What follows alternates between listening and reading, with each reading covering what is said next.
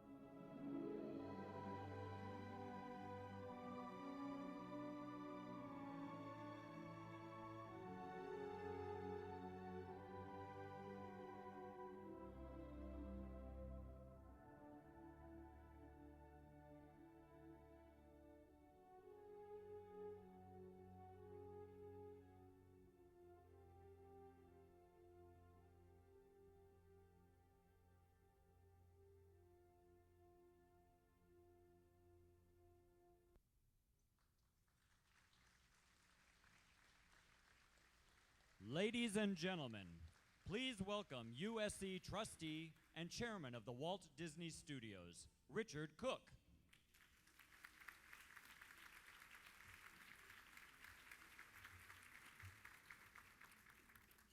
Good evening, ladies and gentlemen. On behalf of the Board of Trustees of the University of Southern California, I'd like to welcome you all to the 15th Annual USC Scripter Awards. This is one of the university's most eagerly anticipated and highly regarded events. We are thrilled and delighted that you've joined us in this historic library to celebrate writers and the written word. It is now my great pleasure to introduce the president of the Friends of the USC Libraries, Regina Leinbach.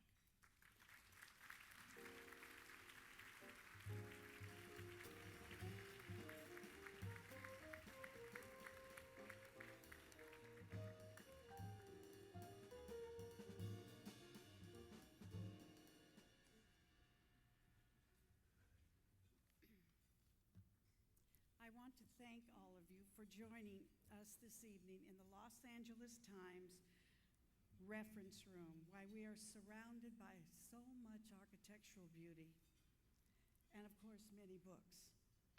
It is my great pleasure to turn the evening over to our Master of Ceremonies. He is an alumnus of the USC School of Theater, achieved national prominence for his Emmy-winning role as Jack Tripper, you might remember, on the long-running hit show Three's Company. He has appeared in more than 25 television movies. He has been in more than 50 plays, including his recent turn in the Broadway premiere of Neil Simon's The Dinner Party. His many films include Sling Blade and Tadpole. This season, he is starring in the ABC hit situation comedy, 8 Simple Rules for Dating My Teenage Daughter. Ladies and gentlemen, please join me in welcoming Mr. John Ritter.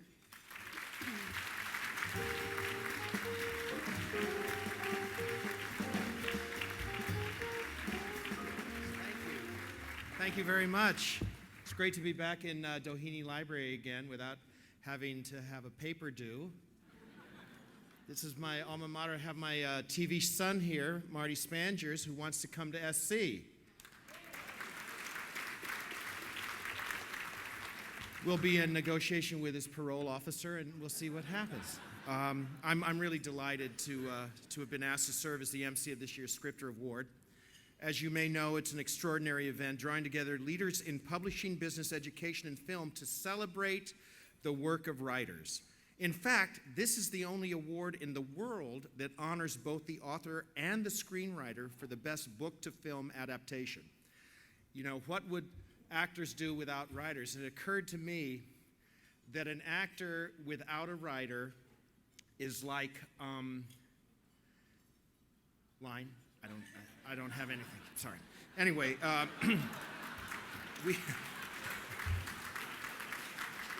that was for you, Steve. We have several members of the USC Board of Trustees with us this evening. I ask that they all stand up as a group to be recognized and remain standing while I call their names. Richard Cook, Harlene Norris, Ken Leventhal, who is joined by his wife Elaine, a board member of the Friends of the USC Libraries, Kathleen Levy-McCarthy, and Virginia Ramo.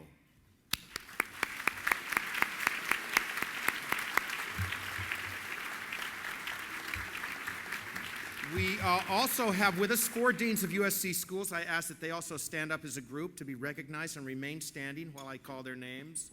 Roberta Cutia, Thornton School of Music, Elizabeth Daly School of Cinema, and Madeline Puzo, School of Theater, and Marilyn Flynn, School of Social Work.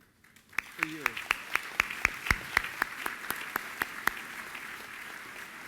And I'm happy to announce that Hal Cantor returns once again as the Grand Master of Ceremonies.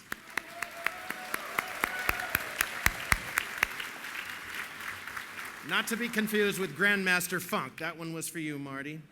I would like to acknowledge tonight's presenters, Stephen Zalian, who was all over the clips there, Julianne Moore and Robert Town. And I'd like to say hi, Steve.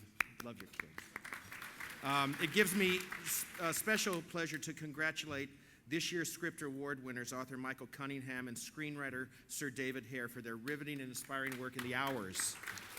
Congratulations to those two gentlemen. And finally, I would like to acknowledge the people from Paramount Pictures who helped make this evening a success. Robin Jonas, coordinator for Paramount's awards office, Scott Rudin, the producer of The Hours. Scott, Robin, congratulations. It's now my great pleasure to introduce a nationally respected authority on information systems and technologies and a visionary leader among the nation's academic librarians. Please join me in welcoming USC's Chief Information Officer and Dean of University Libraries, Jerry Campbell.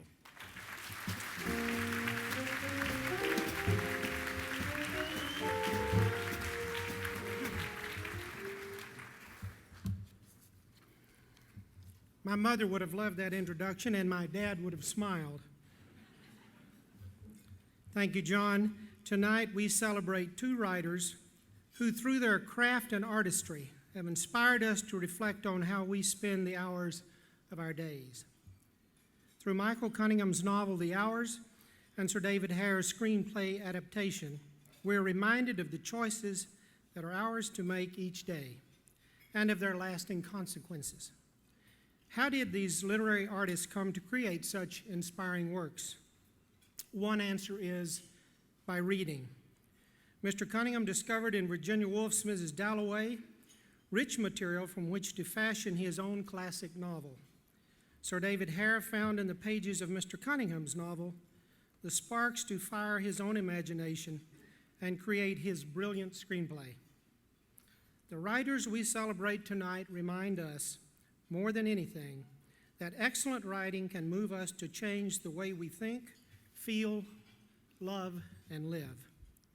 I'm so grateful to stand here tonight as an ambassador not only of books and libraries, but of information in all of its forms. The dramatic growth of digital and electronic resources over the last 2 decades has caused us to rethink the role of libraries in a high-technology world. Indeed, the 21st century is not, as many predicted it might be, a dinosaur standing at the brink of extinction with regard to its libraries.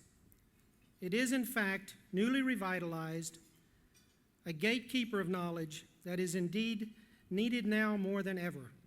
In a world of misinformation, propaganda, weblogging, libraries, including the libraries of the University of Southern California and this grand library, Doheny Memorial Library, remain bastions of knowledge, reflection, study, and we like to think inspiration.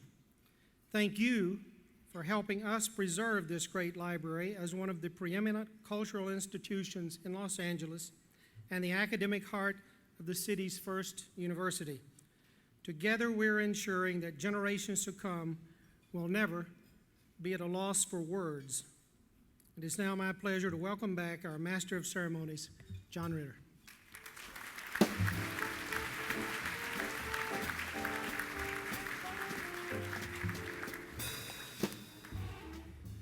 Almost stepped on a photographer. Wouldn't be the first time. Thank you, Dean Jerry. By the way, Dean Jerry, does that mean anything to you? That was very big when I was in college. Dean Jerry, your life has changed now. Tonight we salute 4 individuals whose vision and dedication launched the USC Scripter Awards back in 1989. Charles Richardson has, in his capacity as Dean of USC Library 15 years ago, contributed the institutional support and guidance that was so crucial to making the Scripter Awards a reality. Unfortunately, he is unable to join us this evening. Hal Cantor's trademark wit and humor, which you will experience firsthand in a few minutes, has graced the Scripter Awards from their inception. And Glenn Sonnenberg and Marjorie Lord Volk teamed up the Scripter Awards a decade and a half ago and are serving as this year's Scripter Event Committee co-chairs. Maggie and Glenn, would you please join Dean Campbell and me at the podium so we can present you with special awards in honor of your brilliant idea 15 years ago.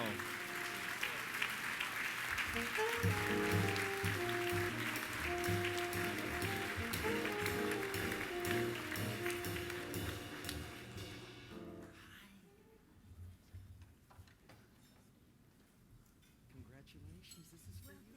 Nice to see you. You get a little thank you. I'm glad it's for you. Are you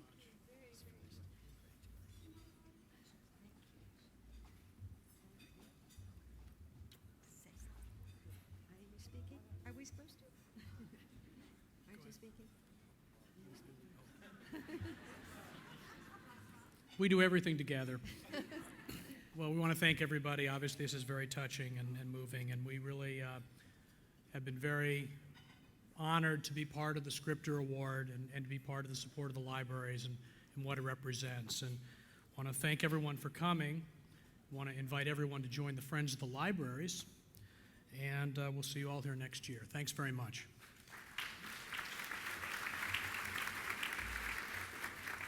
Thank you. I'm very surprised and honored to receive this award. And I want to thank all the people that worked so enthusiastically putting this event together tonight, the event committee and the services committees. And then Glenn and I especially want to thank our producer, Tony Miller, who has produced this evening, and she is an amazing person. And thank you all for being here.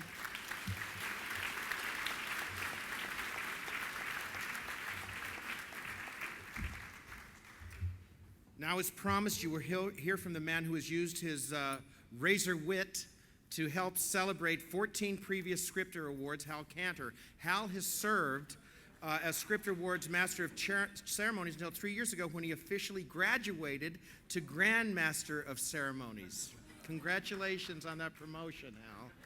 He's always been a Grand Master of Comedy. He's written for such comic legends as Bob Hope and Jack Benny. And in 1989, the Writers Guild of America honored him with the Patty Chayefsky Laurel Awards, the Guild's highest accolade for television writing. Ladies and gentlemen, please join me in welcoming a Scripter Award legend, Hal Cantor.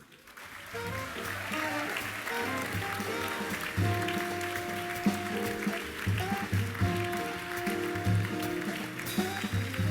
Hal.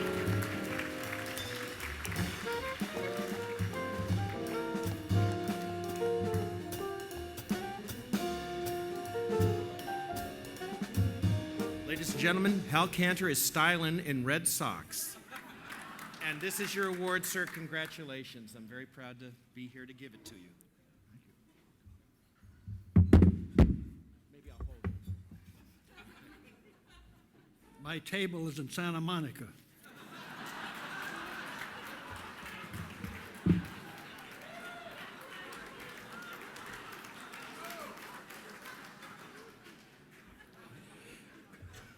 Thank you, John, and congratulations. You have whipped this cultured audience into a froth of indifference. Anyway, hello again, friends and friends and friends of the USC Libraries. As you may recall, there was a poet, W.H. Auden, who wrote, "We were put on this earth to help others." Then he added, "What others are here for, I have no idea." Well, I have an idea what I'm here for. It's to help celebrate the 15th anniversary of the Friends Scripter Awards. This afternoon, while I was taking a bath, a man has to have at least one hobby, I was thinking nostalgically back to some of those other great Scripter evenings many of us have spent together. And I wondered if Dean Campbell's parents knew that the patron saint of libraries is St. Jerome when they named him Jerry. And he applied for his first library card in his hometown. Yesterday, Dr. Campbell, that little public library in Lubbock, Texas, the small town where a sports vehicle is still a wheelbarrow, they have finally approved that application for a library card. And they suggested when you return to visit Lubbock, you bring back the book you swiped. Then I thought fondly back to the night 15 years ago when I first addressed this gathering of bookworms, and I was allowed to talk out loud without some librarian saying, "Shush, you idiot." And that reminded me of the transfer student from UCLA who came to the front desk and said, "Give me a hamburger and a Diet Pepsi." And the startled librarian said, "You must be lost. This is the Doheny Library." And the embarrassed co-head said, "Oh, I'm sorry. Could I have a Pepsi and a Diet Pepsi?" 15 years of Scripter Awards, 15. And it seems only yesterday I was preparing something to say. Come to think of it, it was only yesterday.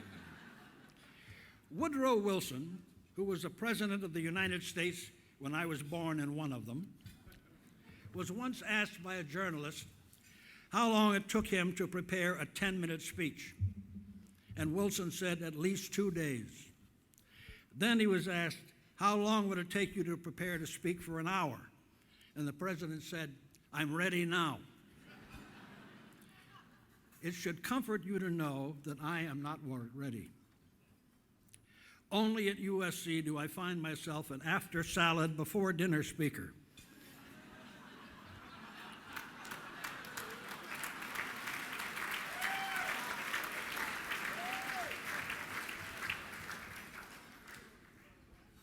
I write a lot of what I'm going to say while I'm driving. In my lifetime, so far, I've spent 2 years 5 months, 3 days, and 9 minutes sitting in traffic waiting for the light to change.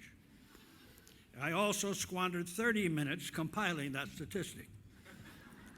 Now, over the years of Scripture, this party has become the highlight of the social season, especially if you live in Eagle Rock. But tickets to our dinner are in such a demand, once again, the seating committee had to turn down a number of people who wanted to be here. This year, the number was 3. Part of the popularity, I suppose, is no doubt due to the now confirmed rumor that our Master of Ceremonies this year was to be, oh, here. It's written here. It was to be the charming actor who replaced the charming actor who last year replaced the charming me. Now, our charming host tonight is, of course, John Ritter, that talented star of 8 Simple Rules for Dating My Teenage Daughter. That's an ABC network comedy that's so successful, they're contemplating a spin-off to be called There Are No Rules for Dating My 60-Year-Old Wife.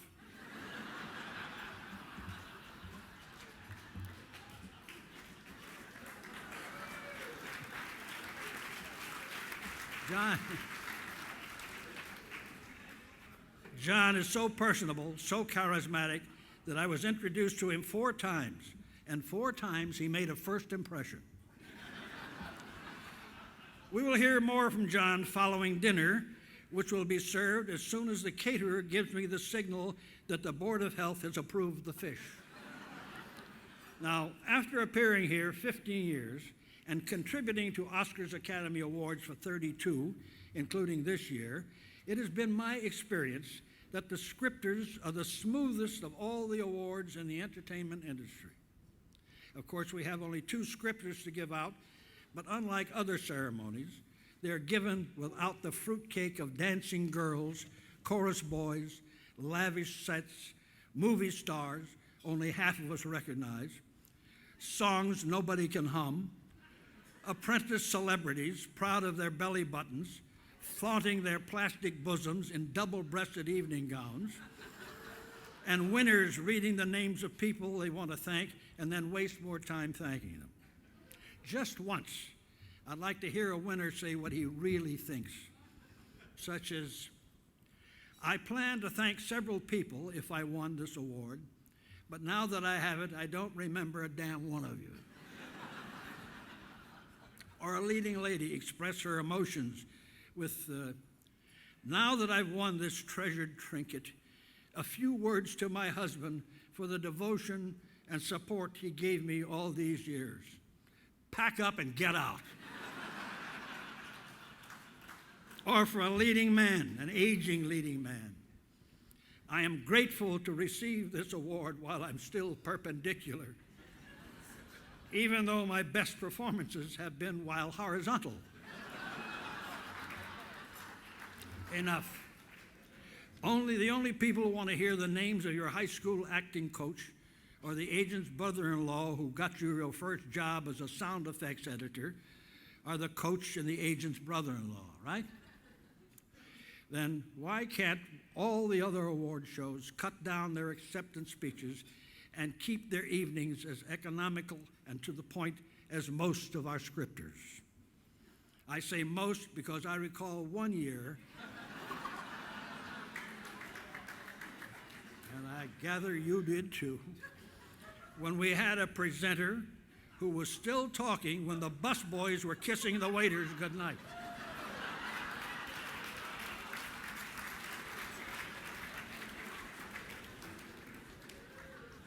I just got a signal that the meal is ready, so I will leave you with this splendid example of brevity. A man of the cloth answered his telephone to hear someone ask, "Is this Reverend Martin Sims?" And Sims said, "It is." "Are you the pastor of the Some Saints Church?" "I am." "I am Inspector Harris of the IRS. Do you know a wealthy gentleman named Frank Gorick? I do. Is he a member of your congregation? He is. Did he donate $10,000 to your church fund? He will.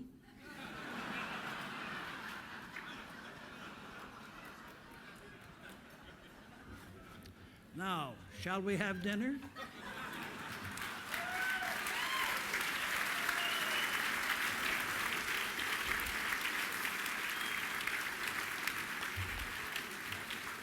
We shall. Enjoy yourselves, or each other.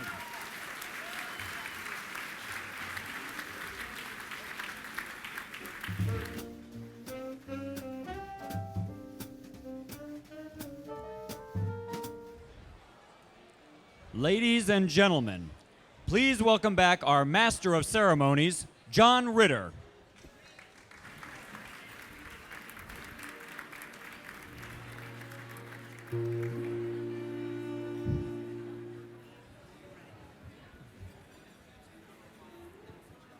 Ladies and gentlemen, please welcome back our Master of Ceremonies, Oh, no, they said that, sorry.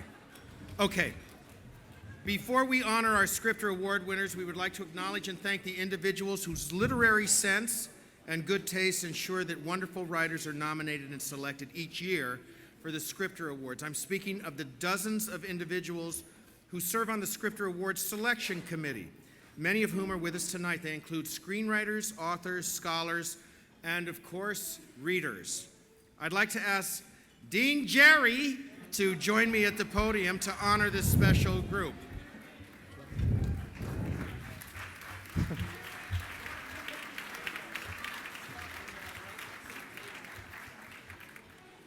right. This is for Steve? Yes. It is my great honor to ask one of our former winners and Scripter Selection Chairs, Steve Zalian, to join us up here. Steve?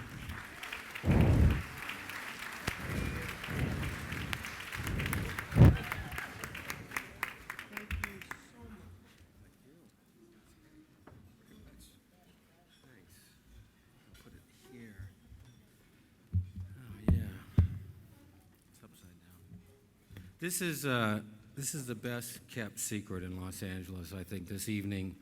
I've been here a number of times, and I'm struck every year about how beautiful it is, how un-Hollywood it is, how much fun it is. We have a band now, which is great, and it's a great time. It's a great honor for me to acknowledge the 7 Scripter Selection Committee chairs since the award's inception.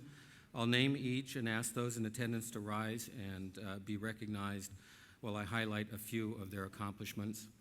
Each of these individuals has received a special gift to acknowledge our gratitude. Marjorie Lord Volk is our leading lady of the Scripter Awards. She served as the selection committee's chair for Scripters 1 through 8. She's a stage and screen veteran, as you all know, and is still regarded as one of America's favorite mothers for her role in the Danny Thomas show, Make Room for Danny.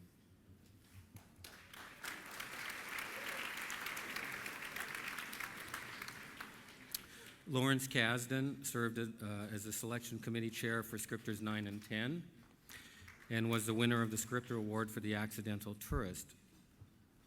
This prolific writer and director's many screenplays include The Big Chill, Body Heat, Raiders of the Lost Ark, Star Wars, The Empire Strikes Back, and Return of the Jedi. He sends his regrets, there he is, but he's not here, for not being with us tonight, as he's in Paris to promote his new film, Dreamcatcher, an adaptation of a Stephen King novel that he co-wrote with William Goldman. Lawrence Kasdan.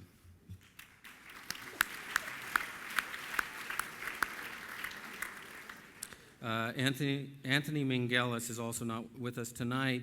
He's unfortunately working on his film Cold Mountain, but he served as the selection committee chair for Scripter 11, and he won the Scripter Award and the Academy Award for the Best Adapted Screenplay for The English Patient, which he also directed. Anthony Minghella.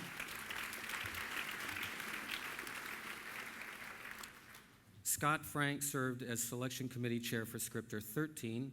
He's written many highly regarded screenplays, including Minority Report, Get Shorty, Out of Sight, which is a great picture. If you haven't seen it, you should go see it. Little Man Tate, Malice, The Ring, and Dead Again. He is out of town also tonight, but he sends his congratulations to tonight's winners and his fellow chairs.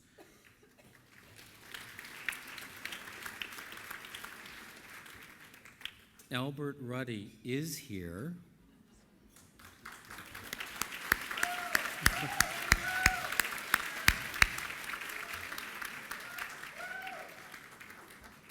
Albert was the selection committee chair last year, and he has produced many films and television programs. He was the co-producer of one of the most important and celebrated films of all time, The Godfather.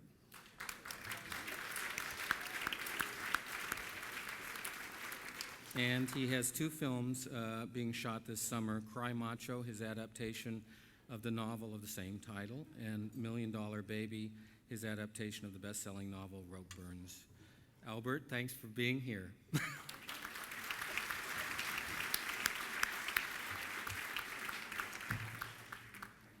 Robert Town is also here.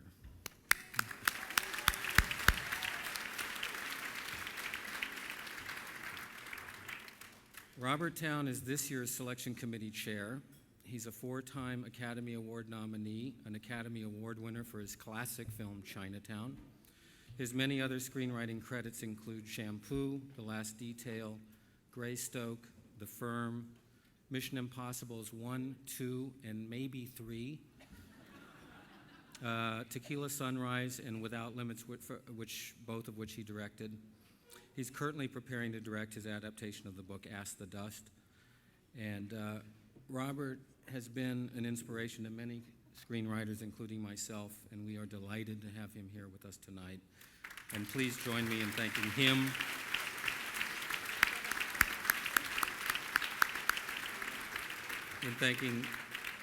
him and all of our selection committee chairs. Thank you very much. And thanks for this.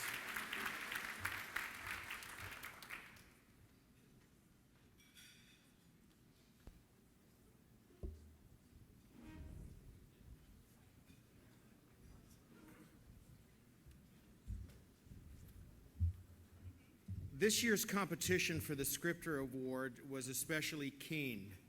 That was a word I used when growing up. It's now been replaced by awesome.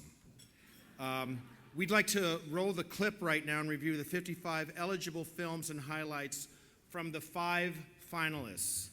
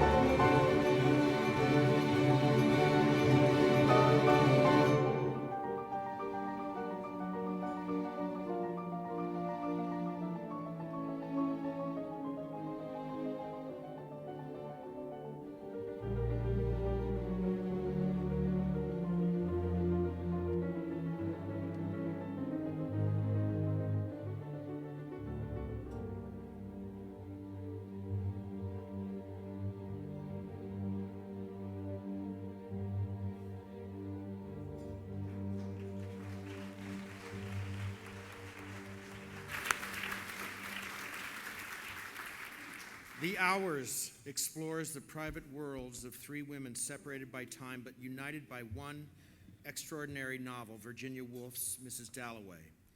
In the scene you're about to watch, Virginia Woolf confronts her husband Leonard with her desire to leave the calm suburb of Richmond and return to the excitement and danger of London. How does a great book become a great film? It is You'll time see. for us to move back to London.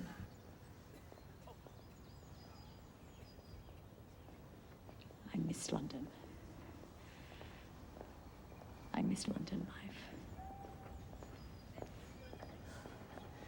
This is not you speaking, Virginia. This is an aspect of your It is illness. me. It's It not is- you. It is my voice. It's not your It's voice. mine and mine This is the alone. voice that you hear. It is not. It is mine. I'm dying in this town. If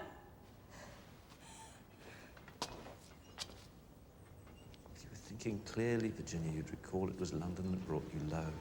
If I were thinking clearly.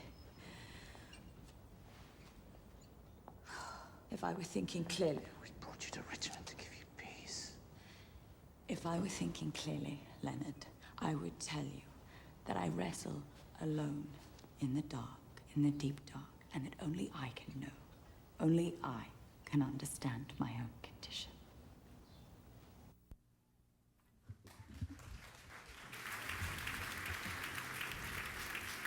Michael Cunningham read Mrs. Dalloway while he was a high school student, and several decades later returned to it for inspiration while composing his beautifully crafted novel, The Hours. Next, the renowned playwright Sir David Hare transformed Cunningham's novel of introspection into a deftly woven and dramatic screenplay. Finally, director Stephen Daldry, his film crew, his incomparable cast brought the screenplay to life. Transforming a great book into a great film is a challenging process and one that is often hidden from view, but tonight we'd like to give you a glimpse into this remarkable creative act. This scene takes place in the squalid New York City apartment of an award-winning poet who is suffering from AIDS. In the fourth chapter of the Cunningham novel, Clarissa Vaughn, a New York book editor, visits her old friend and one-time lover, the poet Richard Brown, and invites him to a party in his honor, a party which he is reluctant to attend. Richard calls Clarissa Mrs. D, linking her to Virginia Woolf's title character, whose first name is also Clarissa. Here's the passage from Cunningham's book. Richard says, "I'm not really needed there, am I? The party can just go on with the idea of me. The party has already happened, really, with or without me." Clarissa says, "Now you're being impossible. I'm going to lose my patience soon. No, please don't be angry. Oh, Mrs. D, the truth is I'm embarrassed to go to this party. I failed so terribly. Don't talk like that. Come here. Come closer, would you please? I'm right here. Closer. Take my hand." Clarissa takes one of Richard's hands in hers. She is surprised even now at how frail it is, how palpably it resembles a bundle of twigs. He says, "Here we are. We're middle-aged and we're young lovers beside a pond. We're everything all at once. Isn't it remarkable?" Yes. I don't have any regrets, really, except that one. I wanted to write about you, about us, really. You know what I mean? I wanted to write about everything, the life we're having and the lives we might have had. I wanted to write about all the ways we might die. That's Michael Cunningham.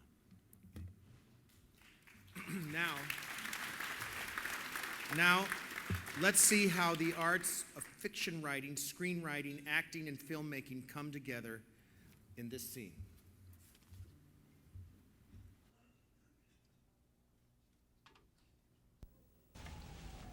Would you be angry?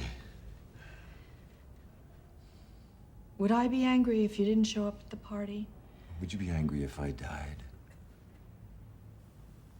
If you died? Who is this party for?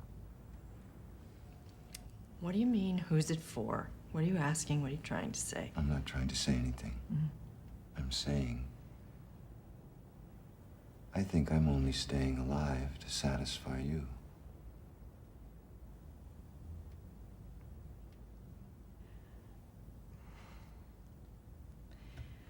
Well, so that is what we do. That is what people do. They stay alive for each other.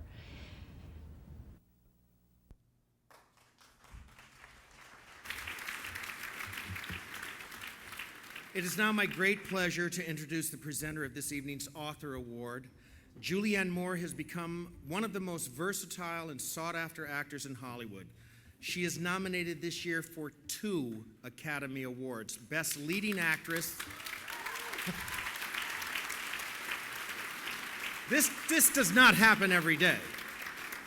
2 Academy Awards, Best Leading Actress from Far From Heaven, and Best Supporting Actress in The Hours. Ladies and gentlemen, please join me in welcoming the insanely talented Julianne Moore.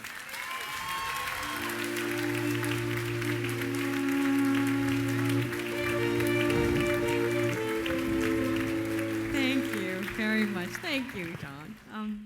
Okay, I'm introducing a clip here. Okay, the year is 1951 and the place is Los Angeles. Laura Brown, pregnant with her 2nd child, sits in her bathroom and hears her husband, Dan, call her to come to bed. It's been a tough day. Wanting to do nothing as much as lie in bed and read Virginia Woolf's Mrs. Dalloway, Laura has instead struggled to bake her husband a perfect birthday cake, learned that her friend Kitty might die, and come to realize that she's not happy in her roles as mother and wife.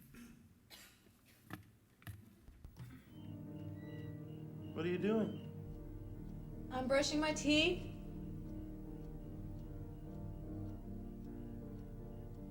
Are you coming to bed? Yeah, in a minute. Come to bed, Laura Brown.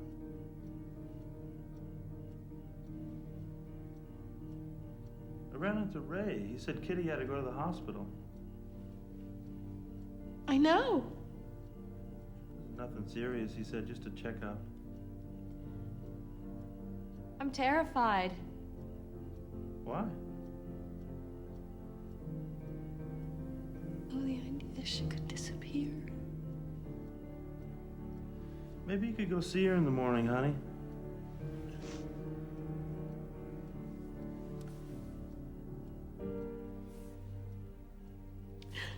I was going to stop by. I've had a wonderful day. And I have you to thank.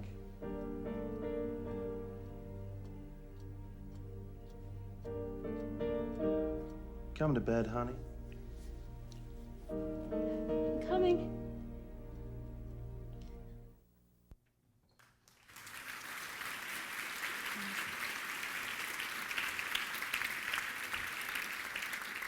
A friend gave me a book for my birthday. He said a friend of his had written it, and he thought I'd really like it. He also said this writer was the nicest guy, and I'd probably like him too. The Hours was the best book I'd read in a long time, joining my list of all-time favorite books. In the novel, Michael Cunningham illustrates the beauty and complexity of human experience, capturing the ordinary minutes of a day that reveal themselves to be the pivotal moments of a life. I feel so fortunate to have experienced this book both as a reader and as an actor, and to have known Michael both as a tremendous talent and as a wonderful and really fun person.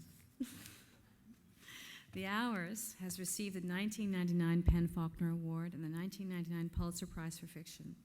And on behalf of the Friends of the USC Libraries, it is with great pleasure that I present the 15th Annual Scripter Award to Michael Cunningham for his unforgettable novel, The Hours.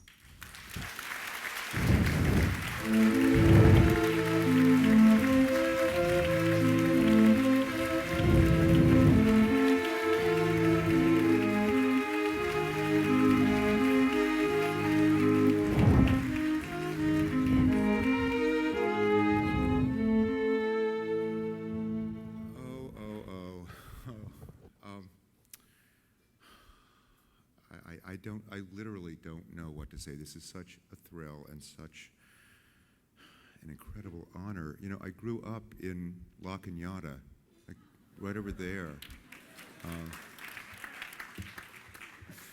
And it seems like 1 minute I was sitting there surreptitiously reading Mrs. Dalloway, waiting to see if I'd be picked last or second to last in volleyball.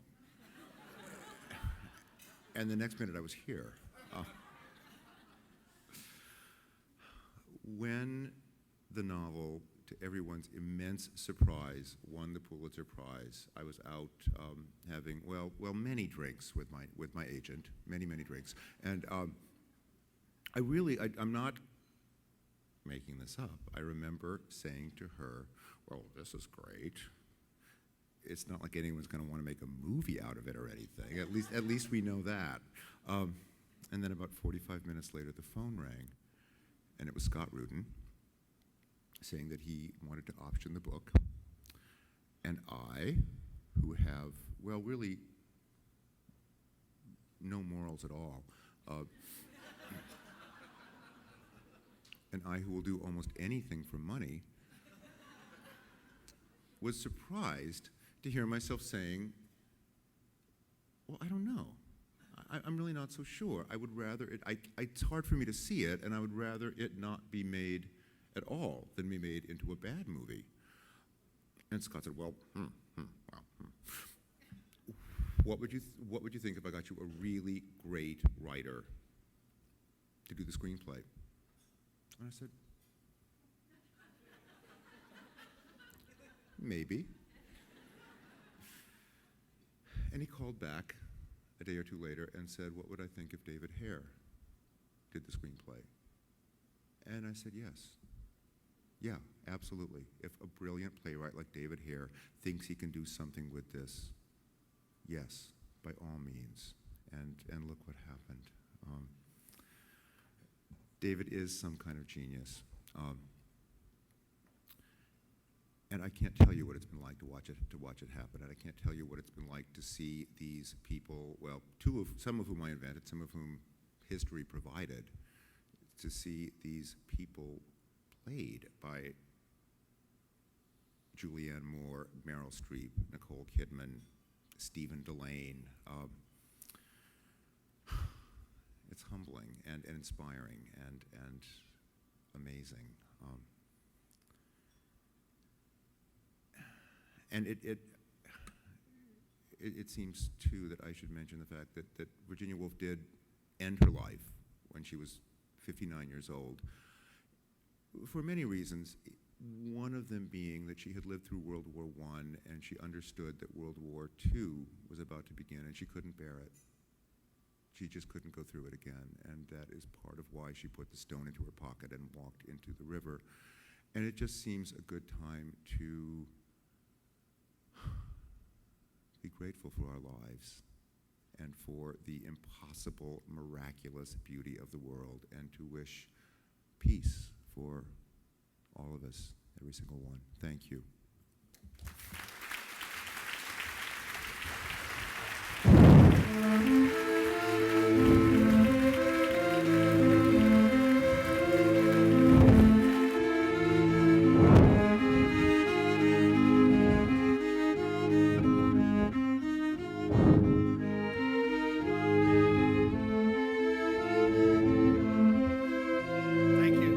Michael, congratulations. I was just sitting there, and the last few things you said, it just put me into a different frame of mind, and that was fantastic. And I said, oh, I have to get up there.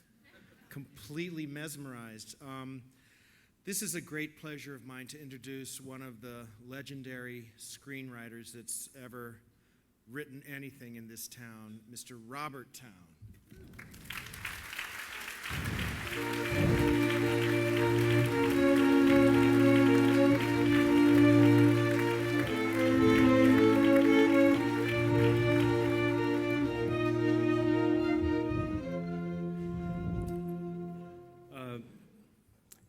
Tolstoy and Anna Karenina wrote that all too often people were compelled to do the evil that the world considered the proper thing.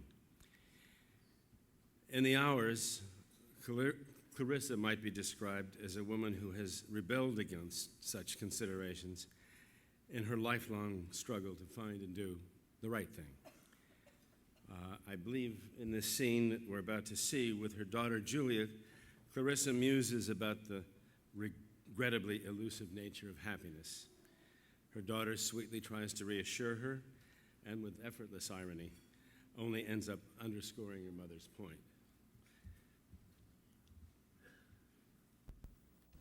If you say to me, when were you happiest? Mom. Tell me the moment you were happiest. I know. It was years ago. Yeah. All you're saying is, you were once young.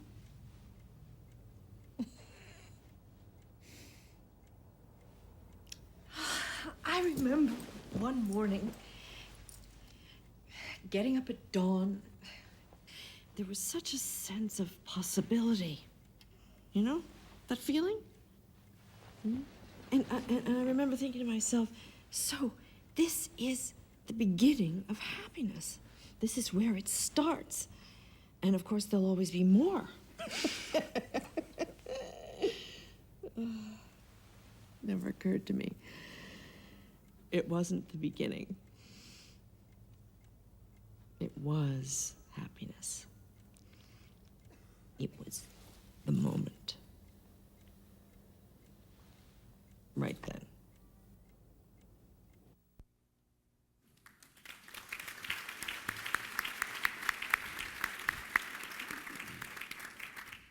That's a nice scene.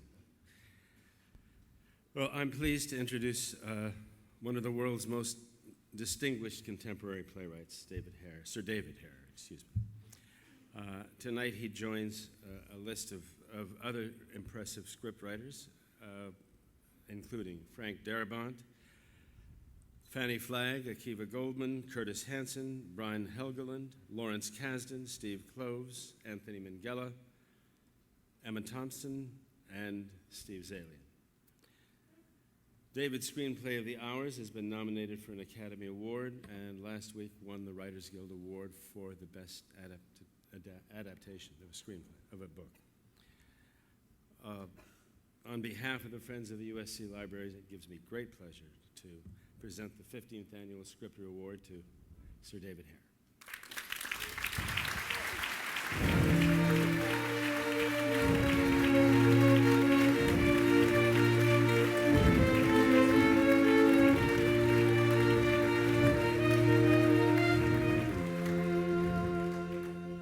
Thank you very much. This is a very strange moment for me because I first came to Los Angeles when I was 17 to work reorganizing the filing system of a primal scream therapist in North Hollywood.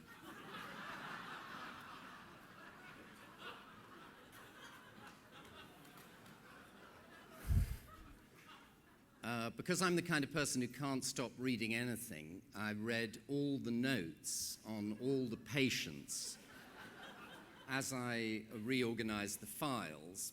And so when people came in to reenact their birth in the room next door, I would know who they were. This is the one with the deformity in the extraordinary place. This is the one who thinks she's a banana. So I got a rather strange idea of the Los Anglian character.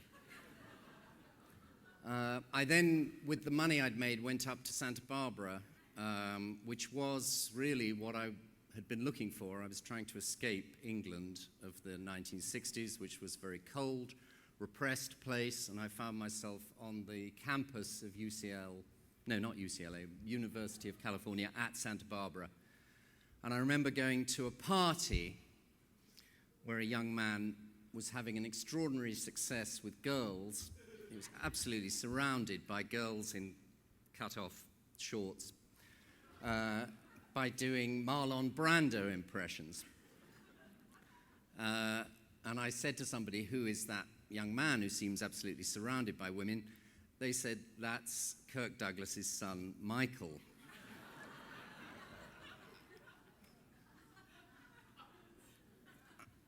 I'm longing to ask Catherine Zeta-Jones whether she was seduced to an imitation of the scene in the cab from On the Waterfront. But it was working very, very well then.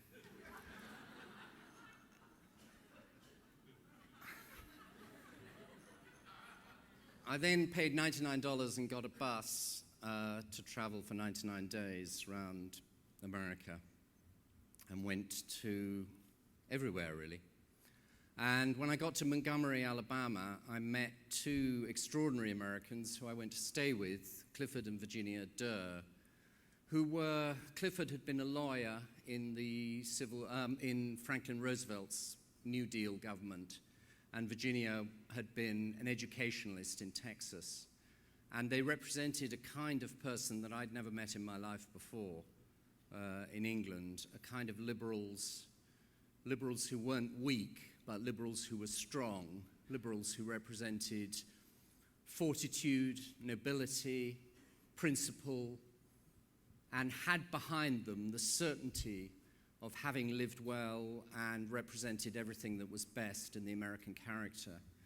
It was the first time I was 17 that I'd been in the Deep South. It was the first time I'd seen fireflies. It was the first time I'd eaten fried chicken. And I used to sit, I'd never seen a deck. I'd never seen a house with a deck outside before. And one evening we were having supper. I was 17, and the phone went in the next room. And Virginia Durr said, "I've got to go and answer that phone. I promised I would." And we went on eating our supper, and we heard her becoming more and more exercised. And I suddenly heard from the other room this voice of Virginia saying, "But Lyndon, what are you doing in Vietnam?" They'd been teachers together in Texas as teenagers and young people. And when I later saw Johnson deny that he had ever been warned by the group of people around him that he was getting into something which he wouldn't be able to control, I used to know that it was a lie. Plainly, in the next few weeks, then, many wars are going to be fought. But one war is going to be the war between everything that is best in the American character and everything that is darkest in the American character. And I can only say in the last few weeks, personally, I've seen everything that's best in the American character, and this event represents breadth and warmth and generosity and kindness that is everything that I love and value in America. I can't believe my luck in getting Michael Cunningham's incredible novel to adapt. When I was sent it, it was like a gift that was just being given to me out of the blue for nothing. And it's been pure pleasure to work on for the last 3 years, as I have. And to work with actors like Meryl Streep, like Julianne, like Nicole Kidman, and the rest of this completely brilliant ensemble has just been like light and happiness coming into my life. And tonight, one of the things about these kind of events is you do them so brilliantly. You do them wonderfully. You do them better than anybody does them because you do them from the heart. And I hugely appreciate it. And I can't tell you how moved I am. And thank you very much indeed.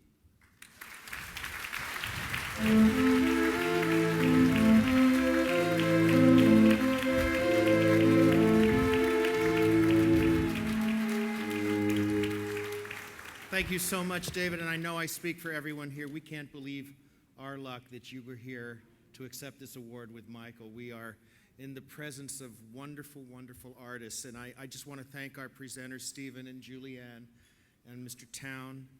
And I want to thank Jason Goldman over there with the USC Thornton Jazz Orchestra.